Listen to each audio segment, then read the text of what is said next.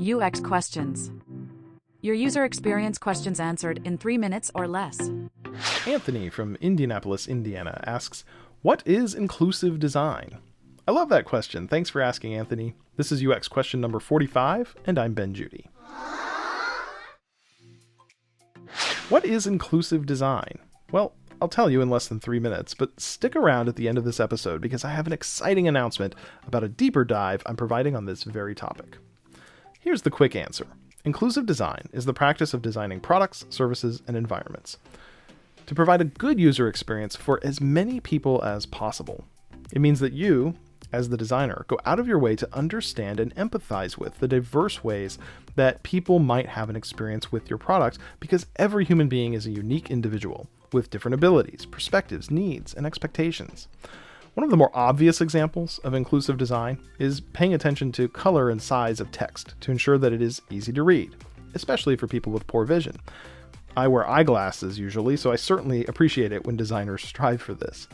But inclusive design is not just about accessibility factors or designing for people with various physical disabilities. It's much broader than that. Consider the challenge of designing a good website or mobile app for a broad user base of people of different cultural backgrounds, who speak different languages, who live very different lifestyles. A commitment to inclusive design is about creating solutions that work for a wide variety of people, not just people like me. Note that I stopped short of saying that the goal is to design one solution that works great for everyone. That's actually a related concept called universal design.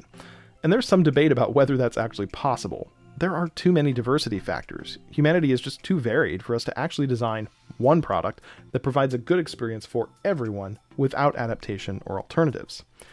So inclusive design involves prioritization. We select certain traits or aspects of people whom we want to design for, perhaps for ethical reasons, because those people have historically been overlooked by designers. The great enemy of inclusive design is bias. My biases prevent me from designing great experiences for people who are different from me. The bad news is we all have individual biases. It's an inescapable part of being human. To make matters worse, many of our biases are unconscious. We don't even know what they are. Fortunately, there are resources like the Cognitive Bias Codex, link in the description, that can help us learn more about our biases, and that's the first step toward designing around them. Keep asking your questions about UX. Next time I'll answer the question, why do UX designers change employers so often?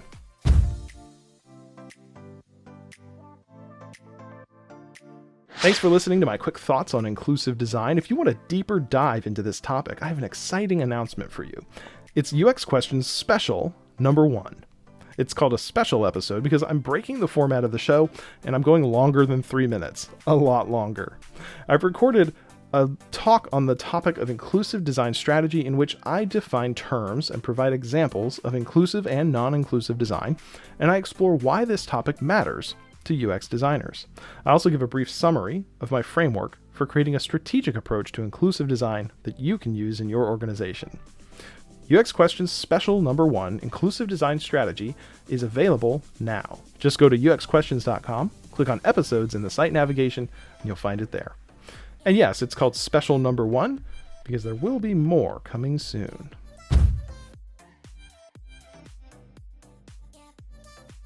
Hey, it's Ben Judy, and thanks for listening to another episode of UX Questions. I invite you to support UX Questions on Patreon. Visit patreon.com/UXQuestions for all the details. For the price of a cup of coffee or two each month, you can become a part of the UX Questions community, and you can earn different perks at each level of support. For example, as a Patreon member, you can get a free sponsorship spot or personal message placed at the end of an episode. You can join live group Q&A chats with me and other Patreon members. You can get early access to new videos and podcasts as soon as editing is finished. Plus, you can get direct access to download the full video and audio library of UX Questions content. And there's so much more. I really appreciate your membership support through Patreon. Visit patreon.com/UXQuestions and start your membership today.